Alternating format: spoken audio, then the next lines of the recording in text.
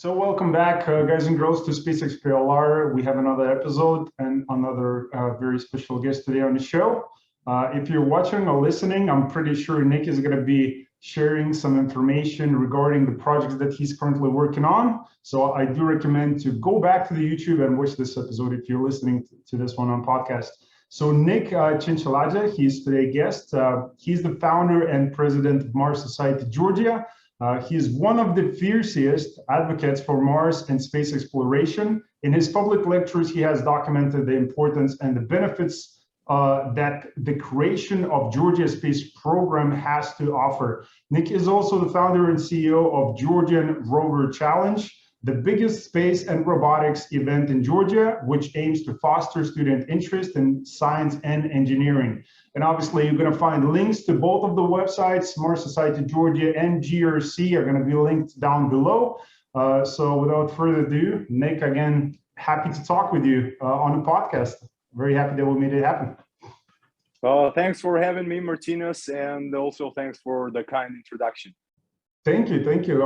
Again, pleasure to have you on, because obviously we have a lot of great conversations behind the scenes. So I'm very, flattered and happy to have you here, so more people can see again the efforts, tremendous efforts that you're doing with Mars Society and now GRC initiative, and some great projects that will be coming in soon with that as well. So look, as an introduction, because obviously the bio is here, but you have a very interesting story on, just getting started, because again, you're a young person. So maybe you can give us a little bit of background of how you get started. Again, I know the story, but could you share that with the audience a little bit? Of course. So back then when I was still a kid, I had this old dusty USSR telescope on my balcony. And my grandfather and I, we would frequently observe the moon on the clear night sky. So that's when space earned my affection in the first place. And then I read this book. It's the red book with the red planet on top of it. I don't think I have it on me right now, but it's a book by Dr. Robert Zubrin, and the headline is The Case for Mars.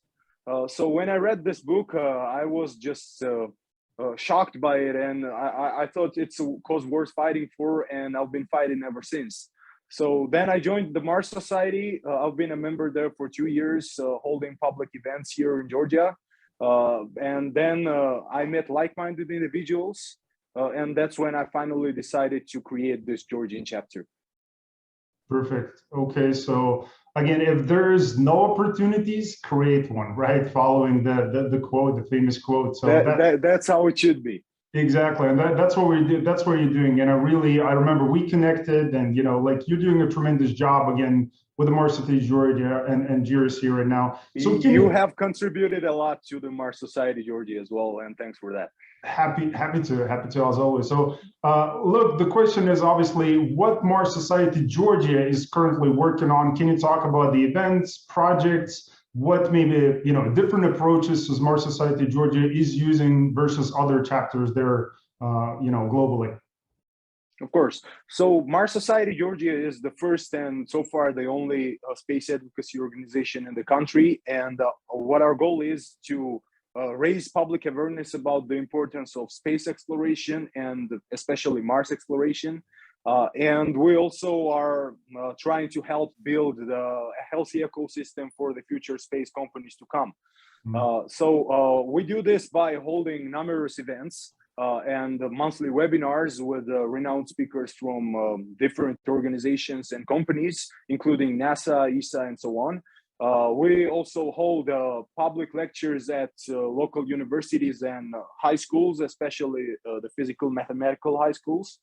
And we are also currently organizing Georgian Rover Challenge, which will be the biggest space and robotics event in Georgia. And it's intended for university students to build and compete their Mars rovers, and they will do so on the artificial Mars track.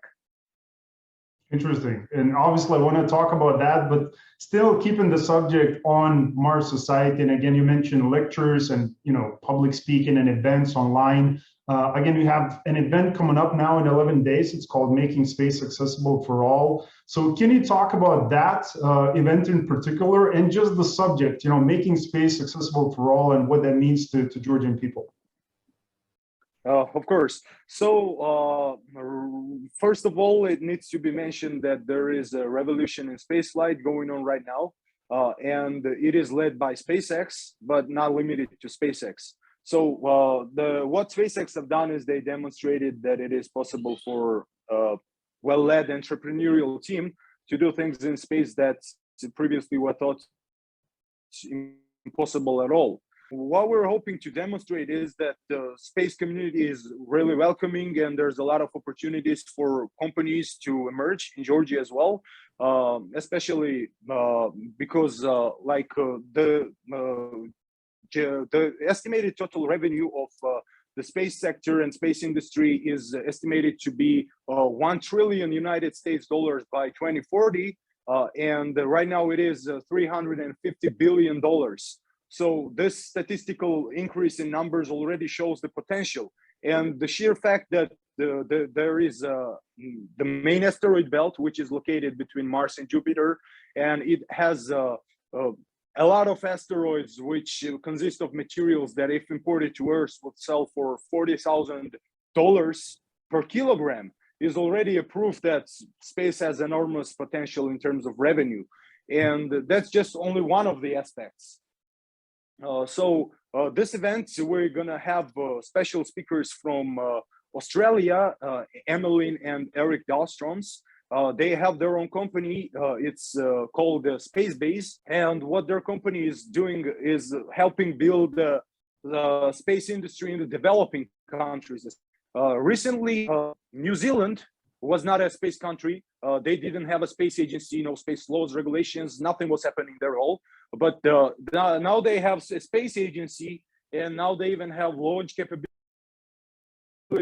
thanks to Rocket Lab. So that's how New Zealand turned into a space country.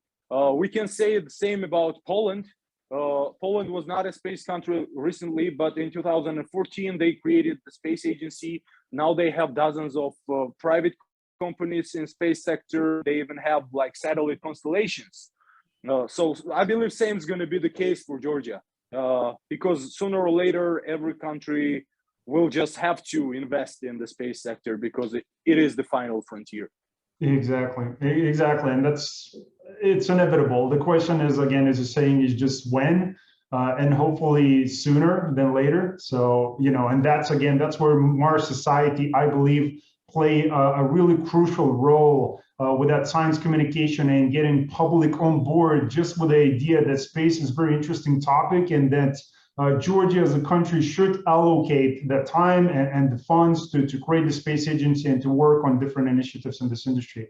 So can you talk about GRC, and again, this idea, how did you came up with it, and how does the robotics events and challenges and robotics in general is going to fit in the space industry and creation of a space industry in Georgia? Sure. So the reason how I came up with this idea was that I'm not speaking here against my country, but the educational system in Georgia is not really that advanced, especially in space sector and engineering and robotics. It would be awesome if this challenge existed. That was my thinking process. Because it would give hands-on experience to the students and inspire them to pursue their career in space. So now let me get into more detail about GRC, what it's going to look like. So the event is going to consist of 3 parts. Of course, the core of the event is going to be the Mars Rover competition, which will be intended for the university students, and they will compete their Mars rovers on the artificial Mars track, and they will have to do, their rovers will have to undertake 3 main tasks. It will be a navigation task, science task. So science task will include looking for signs of past life and analyzing the soil. The final task will be the maintenance task. And the second part of the event is going to be the educational part, which will include space talks from world-renowned famous speakers in space field and scientists.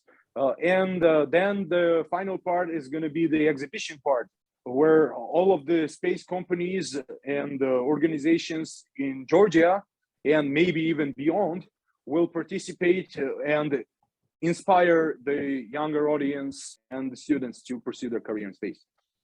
Perfect. And again, the application process is now open, right? So the people, just the ones currently for now, for if you're watching this in Georgia, you can actually go to the Georgian Rover Challenge.com and actually go to announcement section and find an application process that you probably have to go through, right? Yes, that's possible.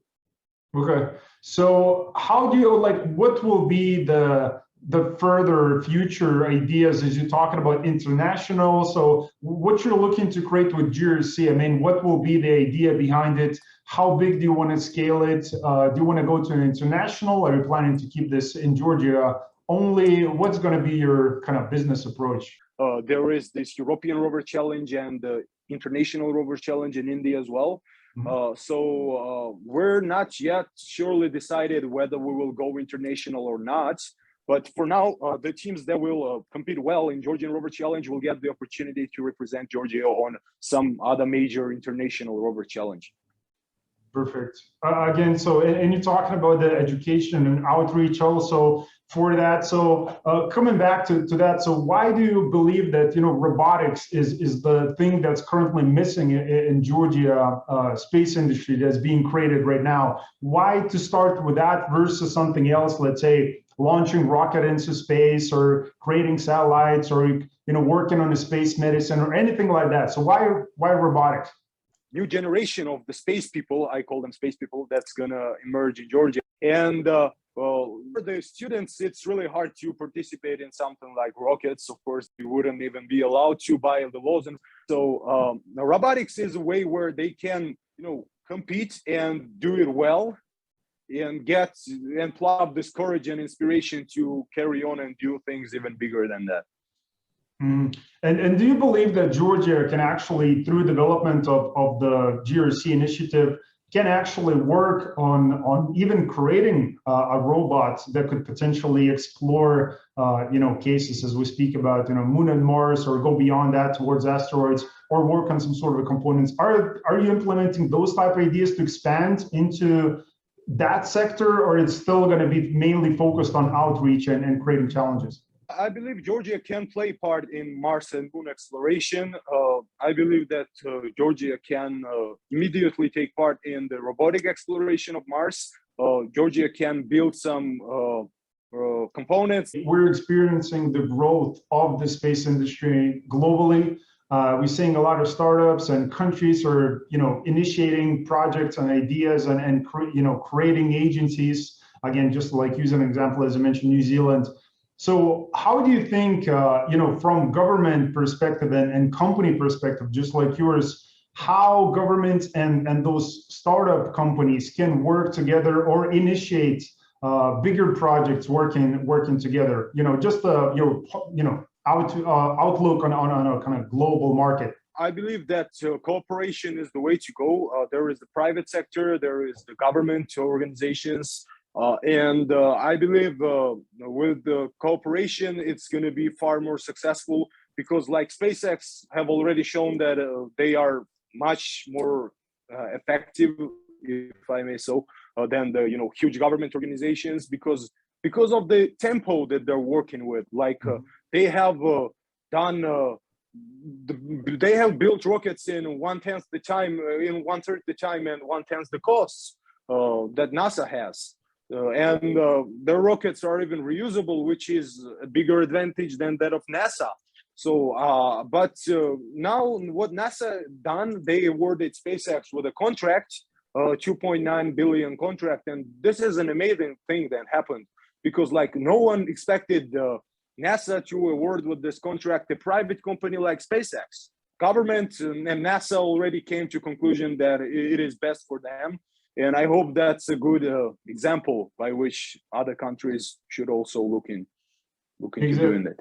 Exactly. When in the case with the SpaceX, obviously Elon Musk had his own money that he allocated towards Tesla and SpaceX, right? All these, hundreds of millions of dollars. I'm not sure if there are companies, young startups that can do, identically to what he does, because obviously in most of the cases, young startups, they need help. It's either through private investments or government initiatives. So hopefully, some of those government officials, I'm pretty sure they're not watching this episode, but I wish they would. At least here from Georgia. I'll make sure they will. just so they can see the conversation that's happening right now, because obviously that's why I think it's very important what you're working on with the Mars Society Georgia. Just importance of science communication, talking with one person at a time and just explaining them what's happening, because in a developing country just like Georgia, it is a process. It is a process and things take time. But if you can get some of the politicians, at least a small percent on board, and start to initiate some of those projects, things should get started very soon. So yes, and Victor Hugo once wrote that nothing is more powerful than an idea whose time has come, and I believe time has come for the idea of space industry in Georgia. So and the government is currently working on reestablishing the space agency in Georgia. So that's a big step forward, I believe. So let's see how this turns out. Exactly. So talking about the ideas, and again, as you have this upcoming event with Mars Society, making space accessible to all, as you speak about the ideas, and again, we're probably going to experience in the future where we're going to see young people with ideas who will try to execute and create a business in the space industry. So any tips from your own personal experience, building companies that you would give to those young people to encourage them, or just to, inspire to create their own companies? Well, my advice would be, first of all, to never give up, because I'm pretty sure you as well have faced a lot of resistance from the public saying space, it's not real, it's not happening, from just the regular crowd. And in Georgia, I have faced the same resistance, saying Georgia is not a space country, but neither was New Zealand or Poland, neither was the United Arab Emirates, but now they are. So the same is going to be the case in Georgia. Another advice I would have for them is to have a lot of conversations with the experts in the field. Space community is really welcoming. You're going to be amazed how welcoming it really is, and just gather as much information as you can, and start as early as you can. It's better to fail in the early stage and to be successful later on than fail at a later stage. Yes. It's just, getting started is the key. And obviously, as you speak about, it's very important to surround yourself with the great people, the ones who are working on something or they've been doing something. And, I think the trouble, more than obviously the public who's saying, we shouldn't do this, space is not for us, as a country. I think more of those problems happen internally. With us, when we, here at home, and, we're thinking about executing the idea. And it's just, the question is, am I capable? Can I do this? Do I have an experience? Do I have what it takes? So I think that's where the war happens, internally with us. But it's very true, getting public involved, and again, doing, public speaking, those type of initiatives. So look, so can you speak about, again, just Mars Society overall, because we kind of talked about GRC and the plans with it, again, that you're going to be working on the event, which is going to be coming up next year, local event, and then doing some outreach and other things, and trying to participate from technology. But what's happening with the Mars Society Georgia, besides this upcoming event? Where do you planning to take on this organization, and what's going to happen in a best case scenario, let's say 5 years or 4 years from now? Well, that's a good question, and I've been thinking about it a lot, from the beginning. So when we first created Mars Society Georgia, we had 3 main goals, and one of those was to get the government to finally create the space agency, which is going to be happening pretty soon. Another goal was to raise awareness, and it's happening. It's a process, of course, and you can measure how successful the organization was in that, but it's a long-term measurement. But now with all of those events, and especially Georgian Rover Challenge is going to be the proof that it's happening well. And we also had another goal, which was the analog missions, and that's where I believe you are working on a great startup idea, this Georgian research space station. So it's a good thing that it's happening. You will have our full support. Keep that up. We're pretty much looking forward to it.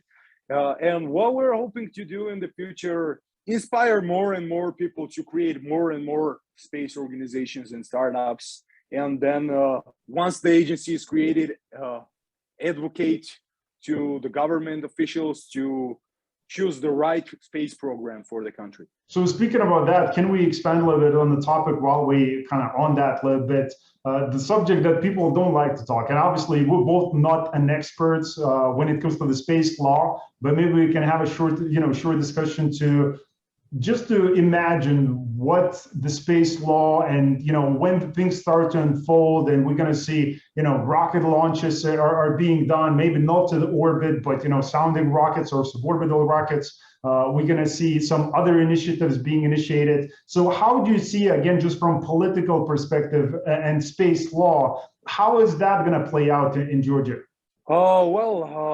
Like Georgia don't really have any national space law or regulations, which of course is not a good thing. So once the space agency is operational, they should get themselves to create those laws and regulations. But on the other hand, there are international laws. I pretty much believe that the national laws that we're going to have here in Georgia will be much like that of international laws. It's definitely necessary that the space laws and regulations come first before the rocket companies, because they're going to face a lot of problems and they will end up having to create the laws first and then the company. So the government should take care of that. I do agree to that to some degree, that government should take care of that.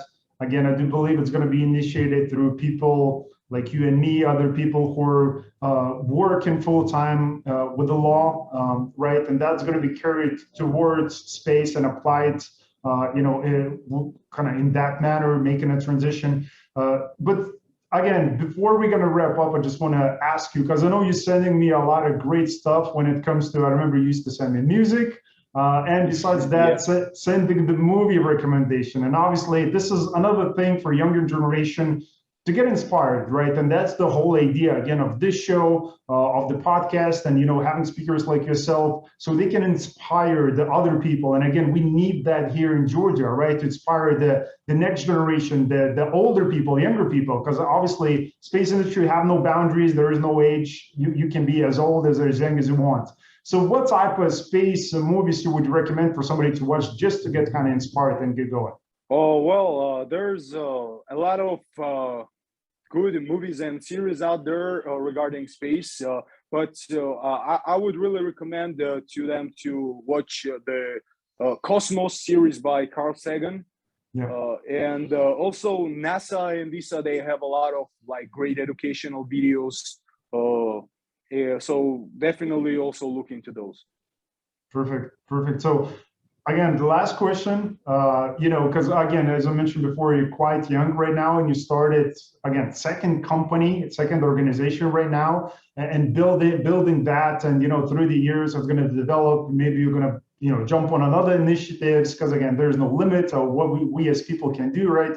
So going into the future, light years ahead right now, something from 18 to let's say 50. Right, something just to think about. So how do you imagine your personal, because I know you have a person that you admire, Robert Zubrin, Mr. Robert Zubrin from our society, the founder. So how do you imagine your personal legacy, just like Robert Zubrin legacy that right now lives and going to continue to live after he's gone? How do you imagine your own personal legacy? Well, I haven't really given much thought to my personal legacy. First of all, I'm not doing this just for myself. I'm doing it for the people and for the generations to come. Because when we look back at when people gonna look back from 10 centuries in the future, they're not gonna remember what personal things we achieved. they're going to remember what we did to make their civilization possible. So I pretty much believe that this Mars mission especially is a must mission. Humans must be interplanetary species if we want to survive in the long term.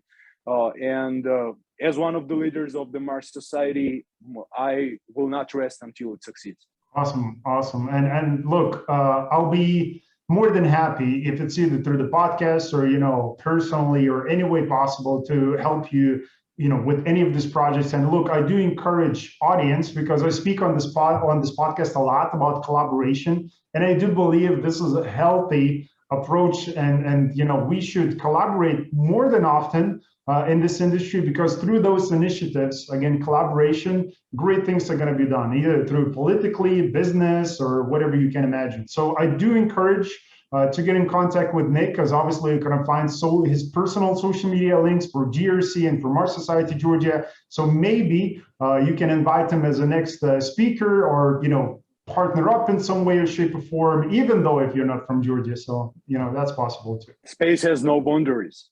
Here you go. Here you go. So, Nick, again, pleasure to talk with you as always. It's great fun. And again, you know, my hat's off for the projects that you're working on, because I do understand it's not easy as it looks sometimes. You know, we can come in here and talk for a little bit and it sounds like it's easy, right? But it's not. It requires a lot of dedication, perseverance, and, you know, a lot of hard work, which, again, you're doing all of these things. So, guys, if you enjoyed this episode, last thing that I want to ask you, if you share this episode or podcast episode to your friends, you're going to find a lot of great insights that Nick was talking about today. Anything from Mars Society Georgia initiatives to creating robotics challenge GRC. You're going to find the links down below. So again, thank you guys for joining me today and Nick on this episode, and I'll see you very soon.